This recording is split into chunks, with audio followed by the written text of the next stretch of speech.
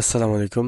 Customer তার Samsung A2 করে মোবাইলটা নিয়ে এসেছে, মানে টাচ ঠিক করার জন্য। মানে টোটালি কোনো টাচ কাজ করতেছে না, আমার হাতে দিয়া বলতেছে এটা টাচটা একটু ঠিক করে দেন। তো আমি পরবর্তী ভাবতেছি যে টাচ যদি সমস্যা হইতো তাহলে একটু হলেও কাজ করতো, যেহেতু টোটালি কাজ করে না, মেবি হ্যাঙ্গিং সমস্যা হইতে পারে। তো আপনাদের মোবাইলে যদি এরকম হ্যাঙ্গিং এর সমস্যা হয়, জাস্ট রিস্টার্ট দিলে ঠিক হয়ে যাবে। তো রিস্টার্ট দেওয়ার জন্য আমরা পাওয়ার বাটন এবং ভলিউম ডাউন বাটনটা প্রেস করে ধরে রাখবো। ধরে রাখলে দেখবো কিছুক্ষণ পরে আমাদের মোবাইলটা অটোমেটিক রিস্টার্ট হয়ে গেছে। যদি আমাদের মোবাইলটা হ্যাঙ্গিং সমস্যা হয় তাহলে আশা করি রিস্টার্ট হওয়ার পরে আমাদের সমস্যাটা সমাধান হয়ে যাবে। একবার তো ভাই নিছিলাম যে মোবাইলটা রিস্টার্ট দিয়ে কি ধরা খাইলাম নাকি, 4 থেকে 5 মিনিট হয়ে গেল মোবাইলটা স্যামসাং লোগোতে দাঁড়ায় হয়। আর টেকনিশিয়ান ভাই অবশ্যই জানেন যে স্যামসাং লোগোতে যদি হ্যাং হয়ে যায় তাহলে ওই মোবাইল ফ্লাশ করা লাগে। পরবর্তীতে কিনা 4 থেকে 5 মিনিট পরে মোবাইলটা চালু হয়েছে, আর রিস্টার্ট দেওয়ার কারণে আমার মধ্যে টাচটা এখন কাজ করতেছে। এরপরে মোবাইলটা কাস্টমার হাতে দিয়ে বলতেছি, দেখেন আপনার মোবাইলটা তো টাচ ঠিক আছে, জাস্ট হ্যাং হয়ে গেছে, রেজিস্টার ডিসপ্লে ঠিক হয়ে গেছে। তো কাস্টমার আমাকে টাকা দিতে চাইছিল।